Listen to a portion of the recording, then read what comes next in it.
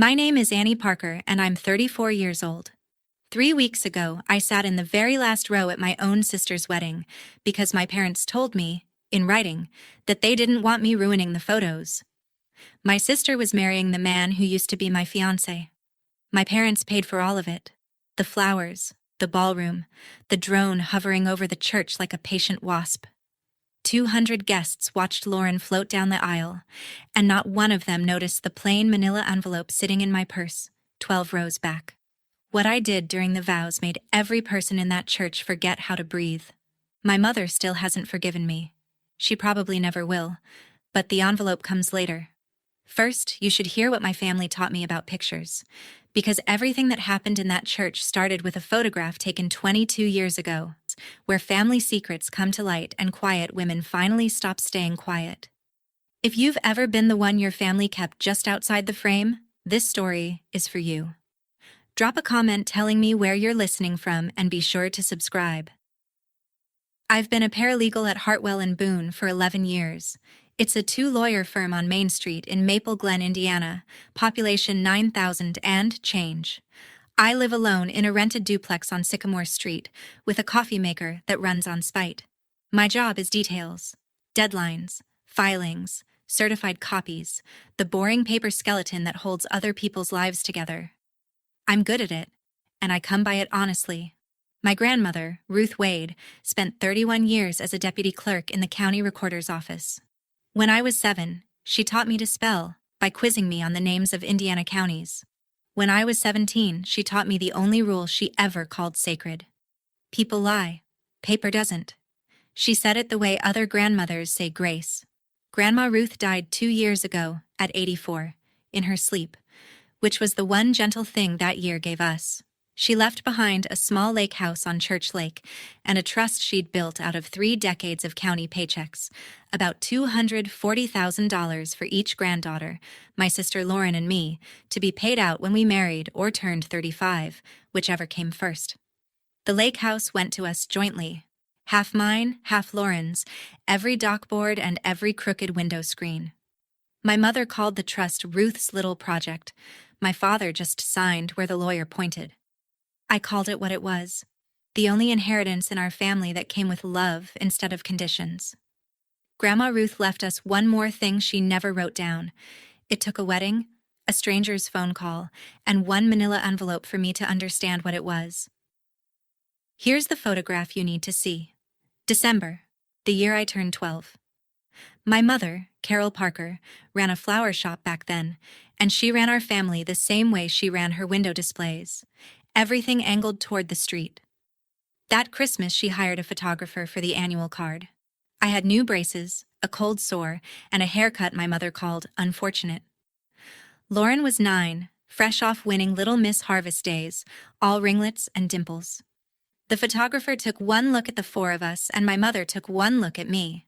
Then she smiled and said we'd do 2 versions, just in case.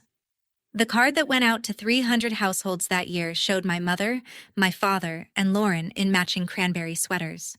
3 people. My mother framed it and hung it over the fireplace, where it stayed for 22 years. When I asked about it, once at 13, voice shaking, she straightened the frame and said the sentence that ran our house like a furnace. "Family is how it looks, sweetheart." My father, Tom, said nothing. He adjusted the lamp so the frame wouldn't catch a glare. That was Dad, an electrician who could fix anything in the house except what was wrong in it. And here's the part I need you to understand, because it took me 2 decades to see it. I wasn't angry back then. I decided the picture people needed a crew, and I would be the crew. I held the reflector. I steamed the sweaters. I believed that being useful behind the camera was its own kind of being loved. That belief cost me more than any man ever did. You'll see exactly what it cost by the end of this story. Derek Callahan came to Maple Glen 3 years ago, 35 years old, a regional sales manager for a dental equipment company. The job kept him on the road 4 days a week, which I'd later learn was the whole point of the job. He looked like the man on page 12 of a catalog. Good teeth, good handshake, sleeves rolled to exactly the right place. He learned every church lady's name in a month. He fixed my father's gutters without being asked. And he courted me like a man who had studied for it, which, as it turns out, he had. He brought coffee to the firm on Thursdays. Black, no sugar, the way I take it, a detail he clocked on our first date and never once got wrong. My mother put a photo of us on Facebook. It was the first time in my life I'd been the daughter worth posting. We got engaged a year and a half before the wedding this story is about. He proposed at the lake house, at sunset, and I said yes with my whole stupid careful heart. 2 things happened that spring that I filed away without knowing I was filing them. First, Derek asked a lot of questions about Grandma Ruth's trust, how it paid out, who managed it. Just curious about the tax side, babe. Second, I asked him to sign a prenup. I'm a paralegal. I've watched marriages come apart on my desk like wet cardboard, so for me it was routine paperwork, not an accusation. Derek said, of course, no problem, whatever makes you feel safe. But his smile stalled for 1 second, like a picture buffering.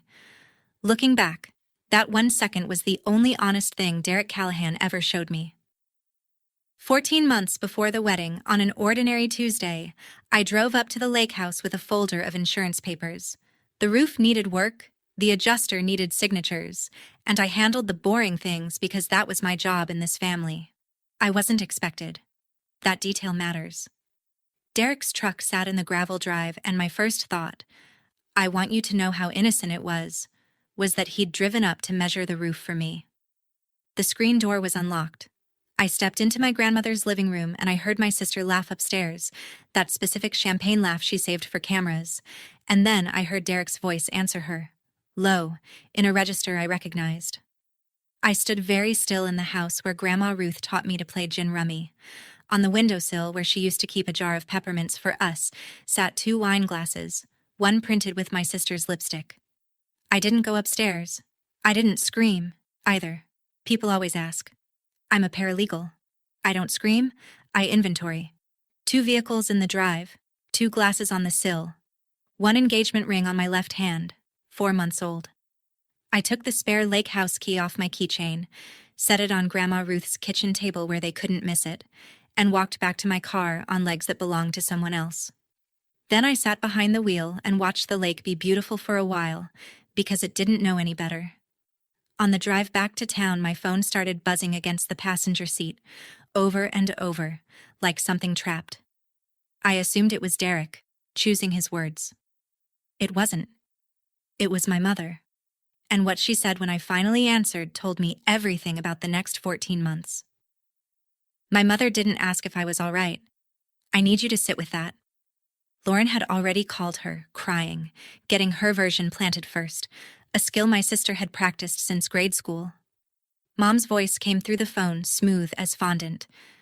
These things happen, Annie. You were always married to that job of yours. Lauren needs this. Don't make it ugly. That fast, my engagement became a scheduling conflict. I asked her, calmly, I'm told I'm always calm, whether she understood that her daughter had been seeing my fiancé.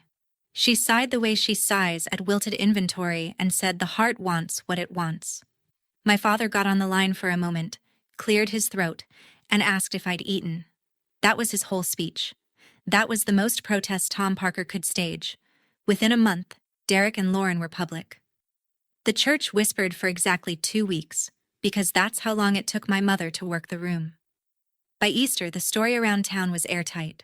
The engagement had been quietly fading for ages. Poor Annie was married to her career, and really, Derek and Lauren were just one of those things God does. She told the casserole ladies I had given the couple my blessing. I found that out at the pharmacy, from a woman who patted my arm and called me gracious. So the woman whose ring got recycled became the villain's understudy, and the couple got a love story. That's what my mother could do with a narrative and a Sunday potluck. Here's the question I carried around all year, the one I'd answer at a church altar in front of 200 people. What do you owe the truth when the people you love only love the picture? Keep that question in your pocket. We'll need it. 8 months before the wedding, Derek proposed to my sister with a 2-carat ring at a winery with a photographer he'd hired in advance. Of course there was a photographer. The engagement announcement ran in the Maple Glen Courier with a half-page photo. Derek and Lauren on the dock of my grandmother's lake house, golden hour, his hand on the small of her back. My mother shared it to the town Facebook group she administers, and it traveled the way small-town news travels, which is to say, instantly and forever. Then Mom did something that told me how much this wedding meant to her, and I mean that mathematically. She put a chunk of her retirement savings into it. The Grand Marion Ballroom for the reception. 200 guests. A photographer from Indianapolis and a drone operator, because apparently heaven needed a copy too. People called it the biggest wedding Maple Glen had ever seen, and my mother repeated the phrase like a rosary. Around that time, Lauren texted me for the first time in a year. No apology. No acknowledgement. Just this. Since you never use the lake house, would you sell me your half? Derek says it's smarter for taxes. I stared at that message for a long time, not at the request, at how the second sentence began. Derek says, I typed back one short line, the politest no I own, and started paying attention in a new way. Because over the next few months, every plan that came out of my sister's mouth arrived, wearing that same little uniform. Derek says joint accounts are simpler. Derek says the trust should be working for us. Derek says. I started counting how many of my sister's sentences began that way. I stopped counting at 30 because by then I'd started doing something more useful. I started listening like a paralegal. The invitation arrived on heavy cream cardstock, addressed in calligraphy, with a smaller card tucked inside in my mother's own handwriting. We'd love you there, Annie. Just keep a low profile, for everyone's sake. I set it on my kitchen counter and looked at it for 3 days, the way you look at a bill you can't argue with. And then I decided, alone in my duplex on Sycamore Street, exactly how this would go. I would attend my sister's wedding. I would wear navy, sit where they put me, kiss my great-aunts, and smile for 0 photographs. And then, once the cake was cut and the drone had landed, I would quietly remove myself from the Parker family orbit. No scene, no letter, no forwarding address for holidays. You can't fire your family, but you can stop showing up to the job. That was the whole plan. Dignity, then distance. I want that on the record because of what people in this town said about me afterward. That I'd spent months plotting. That I came to that church loaded for revenge. No. 3 weeks before the wedding, I had nothing in my purse but breath mints and a resignation I hadn't spoken out loud. Then, on a slow Tuesday afternoon, the light for line 2 started blinking at the office. Our receptionist was at lunch. I picked up the way I've picked up 10,000 times. Hartwell and Boone, this is Annie. A woman's voice came down the line from somewhere in Ohio, tired in a way I recognized from the mirror. She said, I'm calling about a man named Derek Callahan. I believe he's getting married in your town. He can't, because he is still married to me. Her name was Melissa Callahan, and she was calling from Dayton, Ohio, 3 hours east of my desk. She told it plainly, the way exhausted people do. She had married Derek 9 years ago. They had a son, Caleb, who was 7 now. When Caleb was 2, Derek left for a sales conference in Indianapolis and simply never came home. No note, no filing, no forwarding address. She couldn't afford a lawyer to divorce a man she couldn't locate, and the years did what years do. Then, 2 weeks ago, a cousin sent her a screenshot from a public Facebook group, an engagement announcement, golden hour, a dock, a man's hand on a bride-to-be's back. My mother's proudest post, traveling farther than she ever dreamed.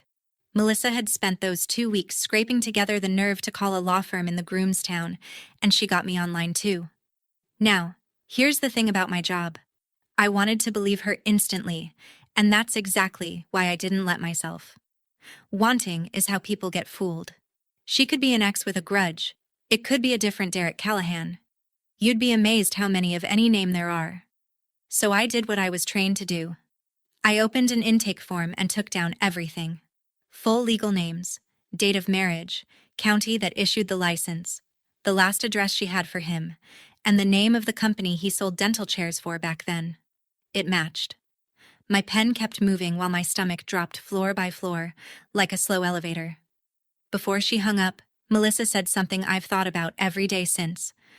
I don't want him back, honey. I want an address to serve him at.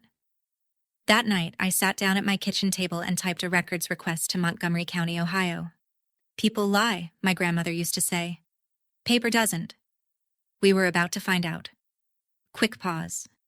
If your family ever asked you to stay quiet just to keep the picture pretty, tell me about it in the comments. And subscribe. Because what came back in the mail is something you'll want to hear with your own ears. If you've never worked with public records, here's the part nobody tells you. Marriage records are public in this country. Anyone, you, me, a tired baker from Dayton, can request a certified copy of anyone's marriage certificate from the county that issued it.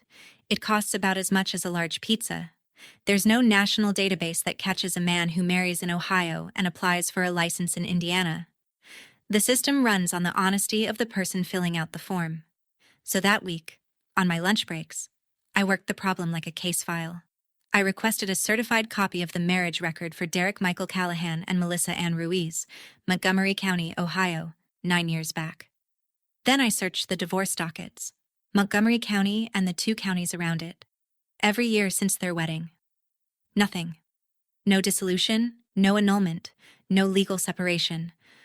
I paid for a clerk's letter confirming the search came up empty, because a missing record only counts when someone official says it's missing. And while I was in those dockets, I found a bonus. A civil default judgment against Derek M. Callahan, 5 years old, for $38,000. Money he'd drained from accounts he shared with Melissa's family bakery before he vanished. Fraud, reduced to a judgment he never paid, sitting in a courthouse where anyone could read it. The dates lined up with a gap in Derek's resume I'd once accepted without blinking. Friday afternoon, I laid the printouts on Harold Boone's desk and watched my boss read. Harold has been a small-town lawyer for 30 years and startles at nothing. He took off his glasses, rubbed the bridge of his nose, and said, "Annie, if this certificate is real, your sister's wedding is a felony with catering." Then Harold said the second thing, the lawyer thing, the thing that cost me a week of sleep. Until the certified copies arrive with a raised seal, you have a story, not proof. And if you say this out loud in Maple Glen before you can prove it, his attorney sends us a defamation letter by Thursday. He leaned back and looked at me kindly, which somehow made it worse. Annie, think about the town.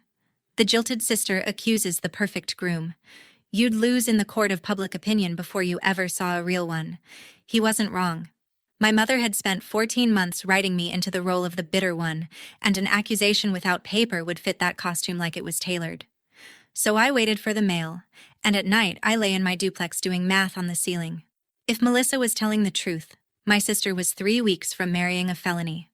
From a honeymoon paid out of Grandma Ruth's trust, from joint accounts with a man whose actual wife couldn't afford a lawyer. If Melissa was lying, and I ran with it, I would become forever and officially the woman who tried to burn down her sister's wedding out of spite. There was no version where I got to be sure and safe at the same time. I want to be honest about something. A small, cold voice in me said, "Let it happen. You warned no one, you owe no one. Let the picture-perfect couple have their picture-perfect fraud." I noted that voice the way I note a hostile witness. Then, on Saturday morning, I decided to try the gentlest door first. I texted my sister and asked her to coffee. Just us. It did not go the way I hoped. We met at Bean and Birch on Main, the coffee shop with the wobbling corner table, and my sister arrived 20 minutes late in wedding planning mode, all binder tabs and highlighter. I hadn't been alone with her since the lake house. She looked genuinely happy, which complicated everything. I kept it soft. I asked about the flowers, the band, Mom's seating chart. Then I set my cup down and asked the one question I'd rehearsed. "Lauren, how much do you actually know about Derek's years in Ohio?" Her whole face changed climate. She'd been waiting 14 months for me to say something exactly like that, and here I was, right on schedule, the bitter older sister with her little insinuations. She didn't even ask what I meant. That's the detail that still gets me. She never asked what I knew. She leaned across the table and said, low and triumphant, "It's not stealing if he chose me." Then she gathered her binder like a verdict and told me some people can't stand watching other people be happy. She was gone before her latte cooled. 20 minutes later, my phone rang, and I knew who it was before I looked, because my sister has always had one reflex faster than her smile, reporting to headquarters. My mother didn't bother with hello. If you try to spoil this wedding, Annie, don't come at all. Do you understand me? I understood everything. The sister door was closed. The mother door had never existed. I drove home to Sycamore Street with both hands on the wheel and did dishes until midnight, because dishes are honest work that can't be spun. Then, near 1 in the morning, my phone lit up. A text from Melissa in Dayton. You sound like you don't believe me yet. I understand. Come see for yourself. Bring nothing. I'll show you everything. That Saturday, I told no one where I was going. I put on jeans, filled a thermos, and drove 3 hours east on I-70 to a diner in Dayton, Ohio, next door to the bakery where Melissa works the ovens at 4 in the morning. She was already in the booth when I got there.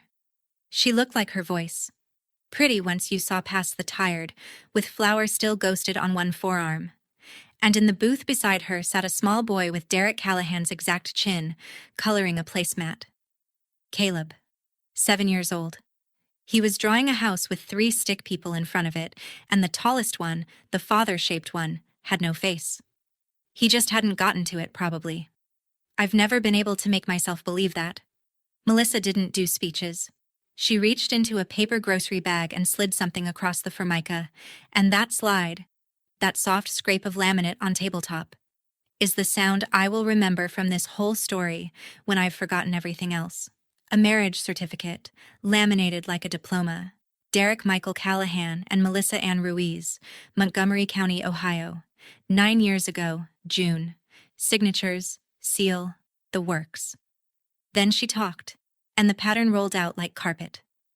Derek had courted her exactly when her mother's bakery was being sold, exactly as money was about to attach itself to her name. Charm, gutters fixed, coffee memorized. I could have recited it with her. Married in June, accounts merged by September, and then drained and gone before their son could say the word daddy right, leaving her a judgment she couldn't collect and a marriage she couldn't afford to end. He doesn't marry women, honey, Melissa said, stirring coffee she never drank. He marries money that comes with a woman attached. I was still holding the certificate when she looked up and added, almost gently, there's one more thing you should know. It's about that trust your grandmother left. Here is what Melissa knew, secondhand but specific. A mutual friend from Derek's Ohio days, the one man he still drank with when he passed through, had heard Derek brag months ago that his new fiancé had, quote, an inheritance that unlocks the day we sign. That sentence reorganized my entire year, because Grandma Ruth's trust pays out on marriage. $240,000, released to Lauren the day a marriage license comes back signed and filed. Derek hadn't asked me those curious little tax questions as my fiancé. He'd been reading the terms of a safe he planned to open, and when I slid a prenup across the table, I turned the lock. So he switched doors, to the sister who signs whatever's put in front of her. And Lauren had already opened a joint account with him, for the honeymoon, she'd told people, with both their names on it, and no reason for patience after the wedding. I asked Melissa what she wanted out of this, and I asked it carefully, because I needed to know what I was carrying home. She glanced at Caleb's placemat and kept her voice level. I want him served with divorce papers at a real address. I want child support. And I want my son to stop asking why his dad's new family gets him and we don't. That's all, Annie. I'm not coming to burn a wedding. I'm coming to end a marriage that never ended. On the drive home, I stopped for gas outside Richmond, and while the tank filled, I went inside and bought a box of manila envelopes. I didn't know yet exactly what would go into one. I only knew, all the way down, who it would be for. 9 days before the wedding, the mail came through. Certified copy of the marriage certificate, raised seal from Montgomery County. The clerk's letter confirming no divorce on record, anywhere Derek had lived. A certified copy of the $38,000 judgment, and a notarized affidavit from Melissa, which she'd sworn out at her credit union on her lunch break, laying out the marriage, the abandonment, and the son. Paper doesn't lie, and now the paper had seals. Harold made 2 calls that afternoon with me sitting across his desk. The first went to the county prosecutor's office. They were interested. Genuinely, Harold said. They perked up at the judgment. But interested has a speed limit. Verifying out-of-state records, coordinating with Ohio, reviewing for charges. Send us the full package. We'll look at it next week. The wedding was Saturday. Next week was a different universe. The second call went to the clerk's office, where we learned Derek and Lauren had already been issued their Indiana marriage license days earlier. On the application, under prior marriages, Derek had sworn, none. That's perjury on a license affidavit, a crime all by itself, sitting in a filing cabinet. But a license once issued isn't something a clerk can yank back over a phone call from a law firm. Here's what I want you to understand about that week. I did everything right. I found the truth. I verified it. I took it to the professionals, and every single door opened politely onto the same sentence. Not before Saturday. The law is a good tool and a slow one. Weddings are fast.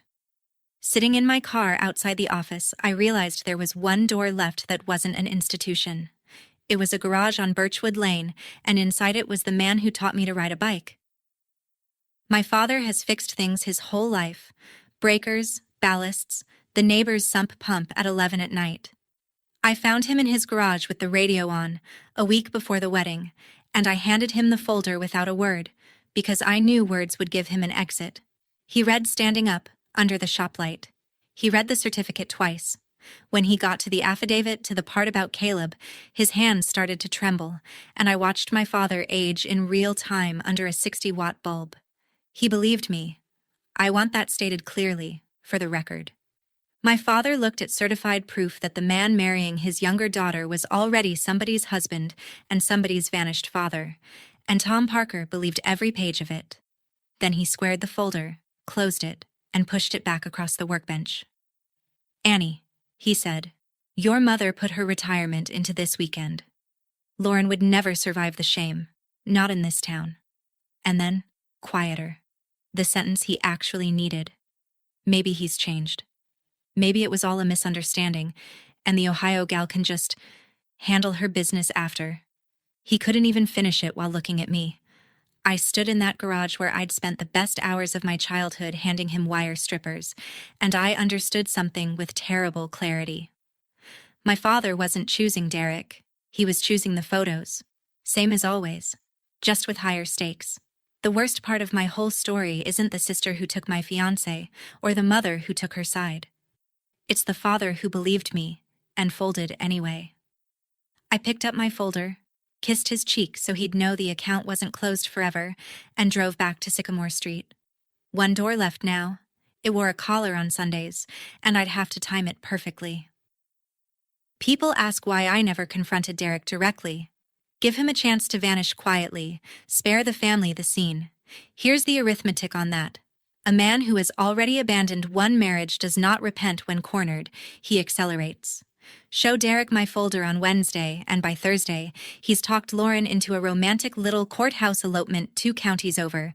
The license was already issued, any Officiant would do. And the trust unlocks before my certified mail even lands. Or he empties the joint account and evaporates, and Melissa loses the address she'd waited 5 years for. Warning him wasn't mercy. It was handing the fastest man in the family a head start. So at the reconciliation dinner my mother insisted on, her phrase, printed on a chalkboard she'd bought for the occasion. I said almost nothing. I passed the green beans. I compared notes on humidity with my great-aunt. And one time, when Derek was holding court about honeymoon plans, I set down my fork and tried a single flat sentence across the table. Dayton's nice this time of year, isn't it, Derek? His face did the thing again, that 1-second buffer, the picture stalling. And then the smile reloaded and he said he'd never really spent time in Ohio. My sister squeezed his arm. My mother refilled his glass. After dinner, in the hallway by the coat closet, he found me. He stood close, kept his voice warm for anyone passing, and said, "Whatever you think you know, Annie, nobody hears you. They stopped listening years ago." Then he smiled like the catalog and added, "See you Saturday." Sit somewhere the camera can't find you. Even his threats were about the pictures. He'd learned the house rules faster than I ever had. Thursday evening, 2 days out, the Grand Marion glowed like a cruise ship. Rehearsal dinner for 60. My mother moved through the ballroom with a clipboard, radiant, fully alive, directing centerpieces like a woman conducting the orchestra she'd waited 61 years to stand in front of. I asked her for 10 minutes. I got 4, in the hallway by the ice machine. I held the folder where she could see it and said, "Mom, before Saturday, you need to read what's in here. It's about Derek. It's certified. It's real." She looked at the folder the way she once looked at my braces. She didn't reach for it. She smoothed the front of her jacket and delivered the speech she must have been drafting since the day I answered line 2. "I have 200 guests coming, a photographer from Indianapolis, and a drone, Annie. Whatever is in that folder, it is 2 days too late, and one sister too bitter. You will sit in the back row. You will smile, and you will not ruin the photos." Then she walked back into the light and laughed at something the caterer said, and I stood by the ice machine listening to the machine make ice, which at least was honest work. Something in me finished breaking, and the break was clean. You will not ruin the photos. 22 years after a Christmas card with 3 people in it, the frame had never once widened to fit me, and it never would. I walked to my car through the warm June dark, sat behind the wheel, and called Dayton. Melissa answered on the second ring, wide awake. "Bakers and paralegals. Nobody sleeps the week before a felony." "Come," I said. "Come Saturday. Bring your certificate and bring Caleb's birth certificate, and I'll buy the tickets myself tonight." A long breath traveled 300 miles of phone line. Then she said, "We'll be there Friday night." The wedding was 2 days away, and there was no going back now. For either of us. Before we get to that Saturday, tell me something in the comments. Have you ever had to choose between keeping the peace and telling the truth? Because I was about to find out what that choice actually costs. Stay with me. Melissa and Caleb landed in Indianapolis on Friday evening, and I drove them to a motel out by the highway, past the edge of anywhere my mother's Facebook group could see. Caleb fell asleep against his mother's shoulder in my back seat, and Melissa and I sat in the parking lot afterward with the dome light off, 2 women planning the calmest ambush in Indiana history. Because here is what this was not going to be. It was not going to be a scene from a soap opera. No standing up mid-ceremony to shout objections, no phones held high, no screaming match by the gift table. If we did it that way, my mother would have the whole thing repackaged by Sunday brunch. The bitter sister hired an actress. Poor Lauren. Pray for the Parkers. Spectacle was their language. We would not be speaking it. Instead, we'd speak mine. I laid out the plan against the steering wheel. Everything went into one envelope. The certified marriage certificate. The clerk's letter showing no divorce on any docket. The judgment. Melissa's notarized affidavit, with her phone number written at the top in blue ink. And the envelope would go to exactly one man, Reverend Hale, the officiant. Not to my parents, who'd bury it. Not to Lauren, who'd hand it straight to Derek. The officiant is the one person in a wedding with actual legal authority in the moment, the man whose signature turns a party into a marriage. A minister who has credible proof the groom is currently married cannot lawfully sign that license, and Reverend Hale had buried my grandmother. He would read every page. Melissa listened, nodded, and then asked the question I'd been dodging for 3 weeks. "You're protecting the sister who took your fiancé?" she said. "Why?" I looked out at the parking lot lights for a while. "I'll let you know Saturday," I said. That night, at my kitchen table, I wrote a single line on the front of the envelope. "For Reverend Hale, before you sign anything." Saturday came up hot and blue, a postcard of a June day, the kind of weather my mother would have taken personal credit for. First Methodist wore more white roses than it had seen in a century of funerals and Easters combined. The Indianapolis photographer prowled the aisle with 2 cameras. Outside, the drone operator ran his checks, and the thing rose and hovered over the steeple like a patient wasp. I keep calling it that, and I'll keep calling it that, because that's what it was.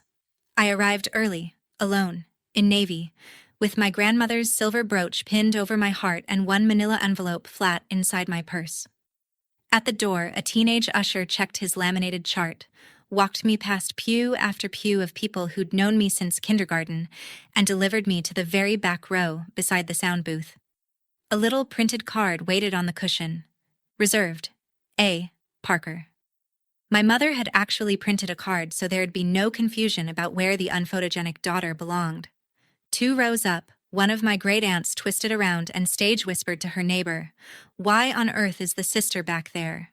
The neighbor, a bridesmaid's mother with excellent intel, whispered back, "Carol's orders. For the pictures. For the pictures." Somewhere under my ribs, a 12-year-old in braces sat down next to me and put on her seatbelt. My phone buzzed once against my hip. "Melissa, we're in the parking lot. Whenever you're ready. Or never. Your call either way. I want you to notice that." The plan had an off switch until the very last second, and the off switch was mine. I could hand the envelope over quietly after the ceremony, let the lawyers unwind it all in a month, let the fraud become official before anyone stopped it. Or never.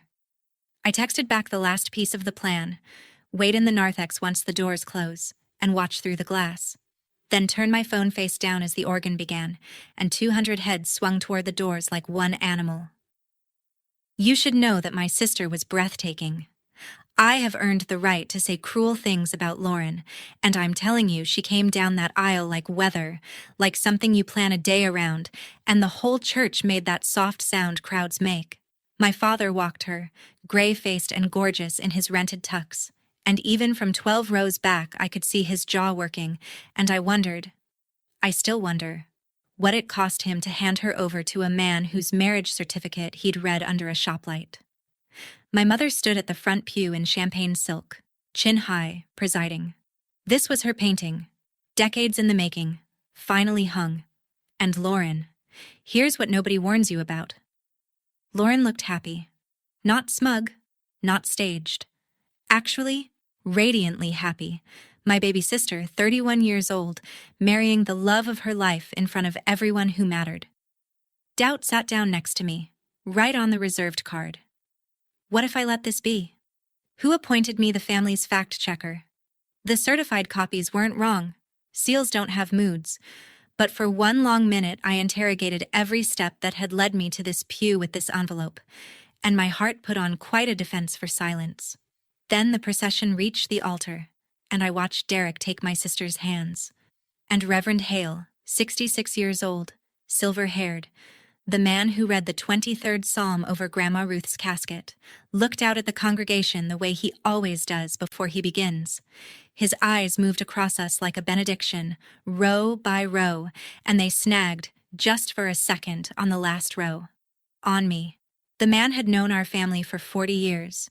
He knew exactly whose sister was seated by the sound booth, and something in his face asked a quiet question. I didn't know it yet, but mine had already answered.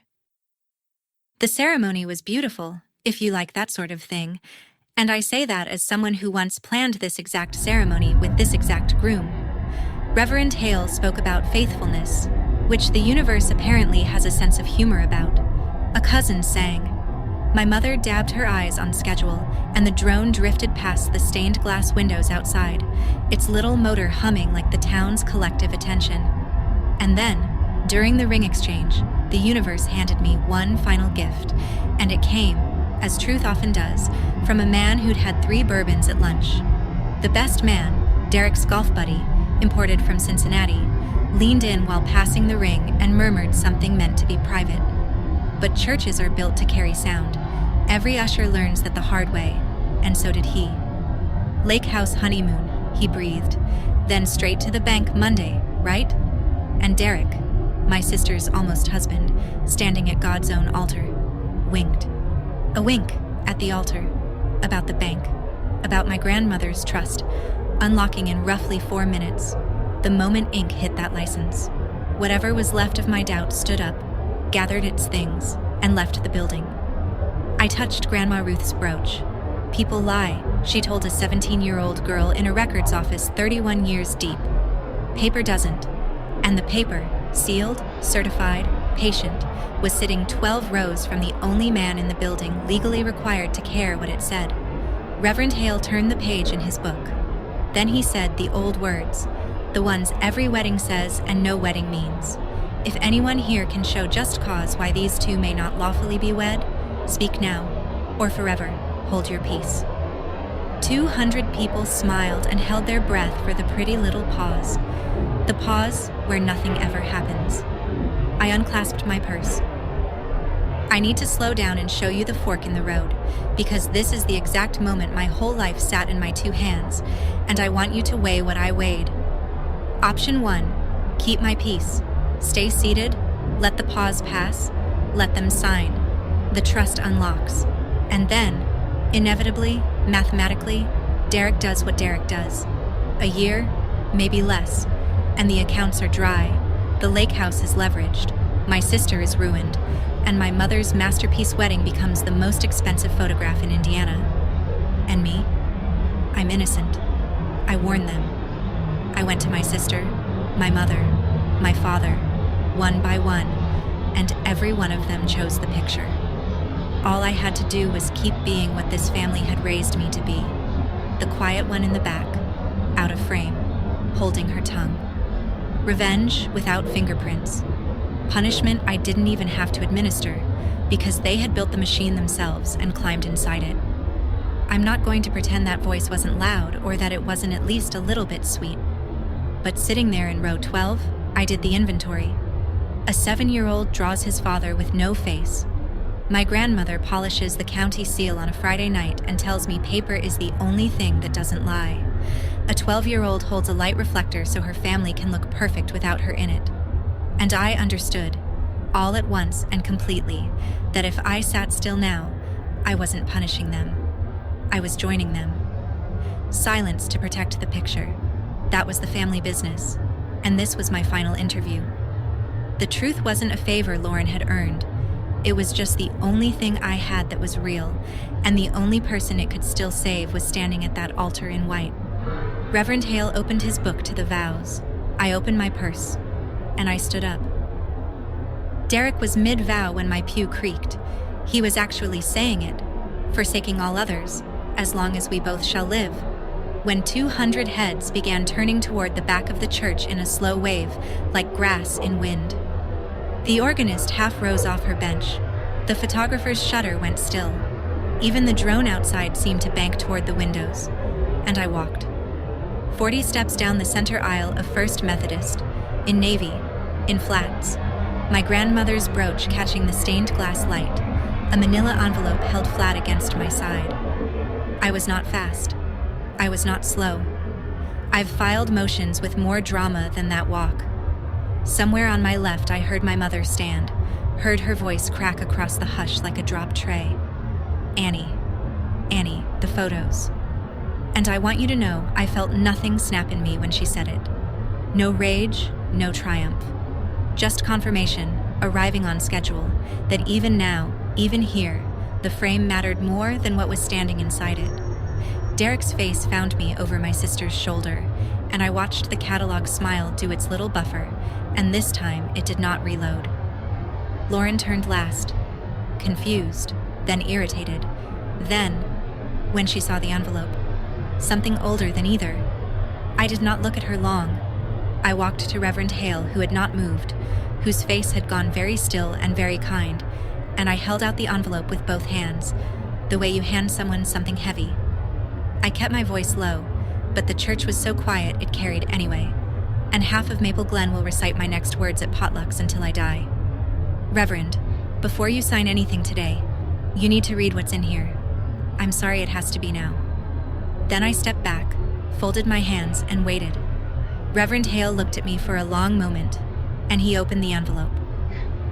Reverend Hale read the way careful men read, slowly, twice. He read the certificate with its raised seal. He read the clerk's letter.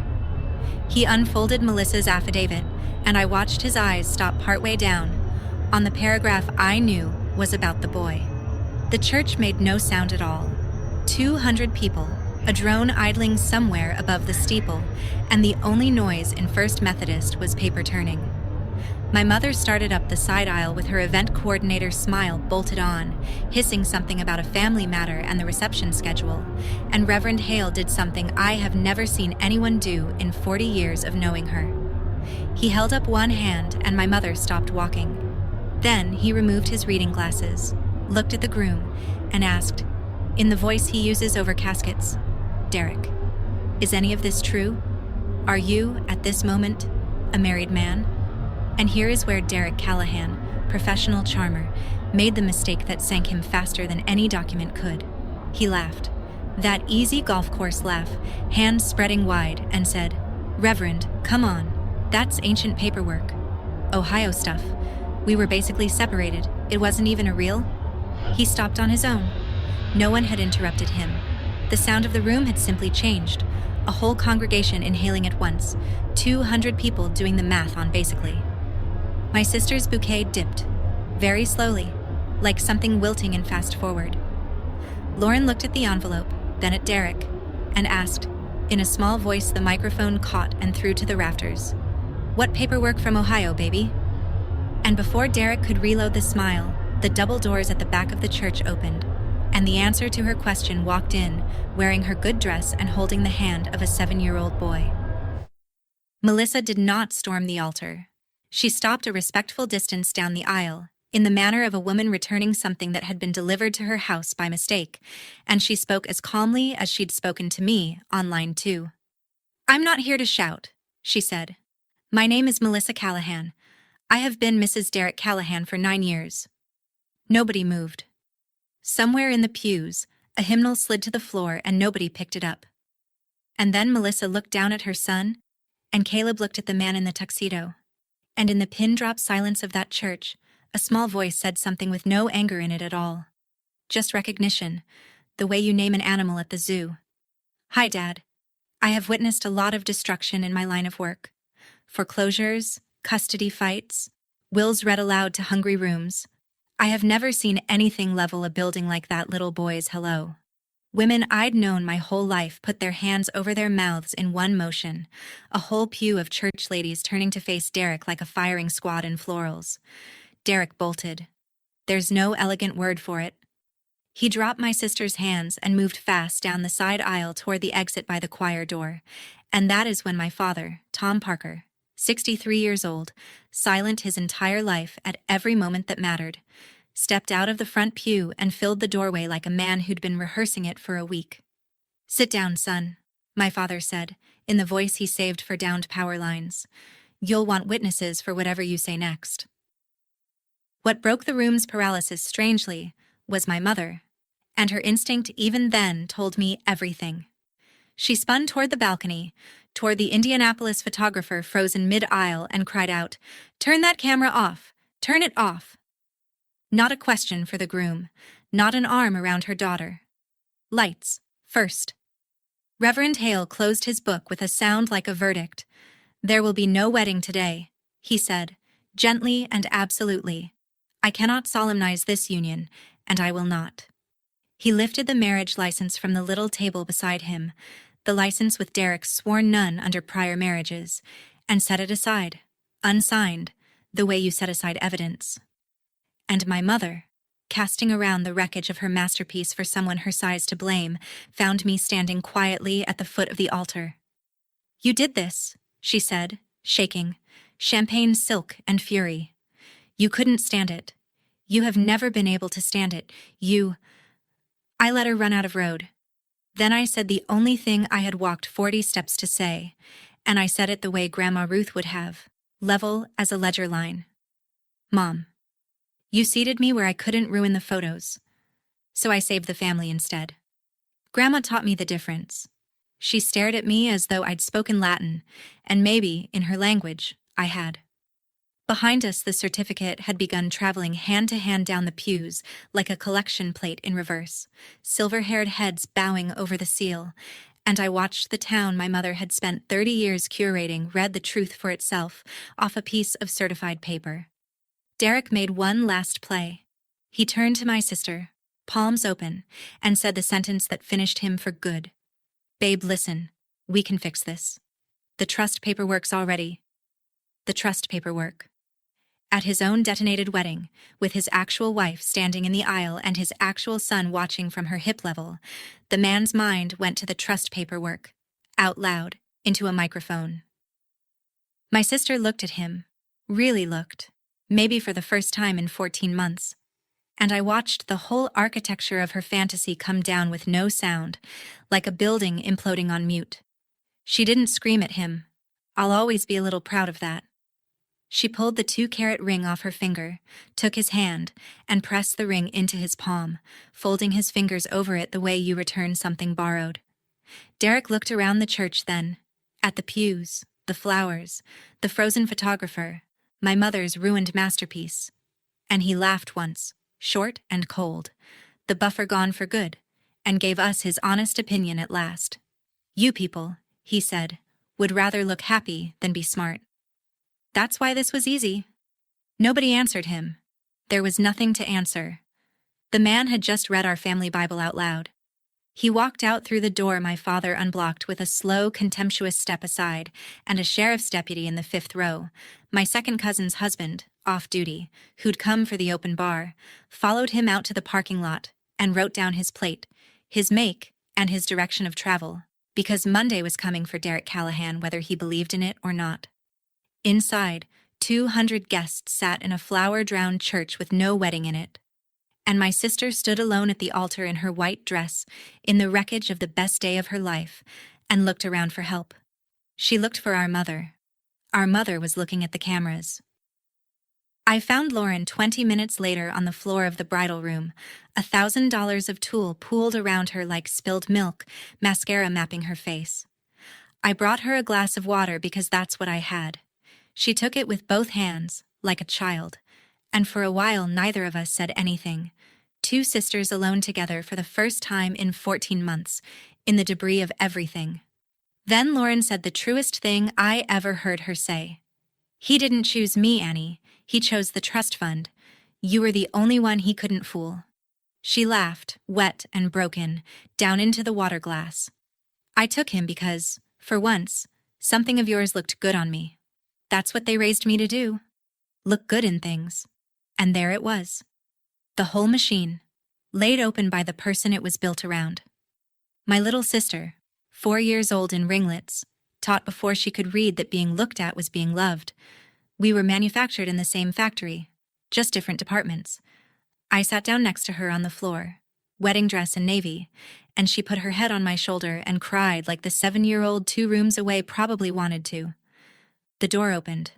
My mother stood in it, mascara intact, already retooling. We'll say the wedding was postponed, she announced to the room. Illness. People respect illness. Then her eyes found me, and I watched her choose her words. And she chose these. Annie, it's best you're not in the follow-up photos. We'll explain it as travel. And the strangest thing happened. Or rather, didn't. It didn't hurt.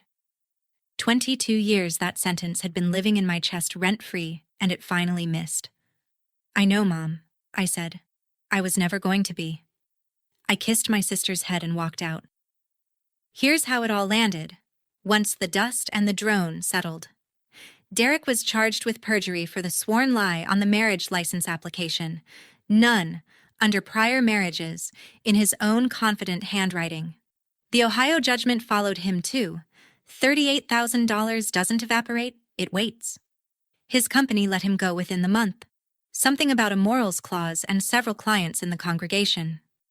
Melissa's divorce finally moved, because now the papers had an address to find him at, and with it came 5 years of back child support, calculated by a formula that has no interest in charm. Because no marriage ever happened, the trust never unlocked.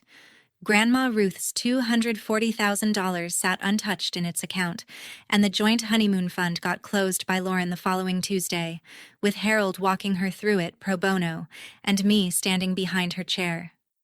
The lake house stayed whole. Every dockboard, every crooked screen. 2 weeks later, Melissa texted me a photo of Caleb grinning outside the bakery with a court date circled on a calendar behind him, and underneath it she'd kept the caption blunt, the way she keeps everything. Filed. Served. Free. My mother, meanwhile, did exactly what my mother does. The Facebook post went up that Sunday. The wedding has been postponed as our family navigates a private matter. We are thankful for your prayers.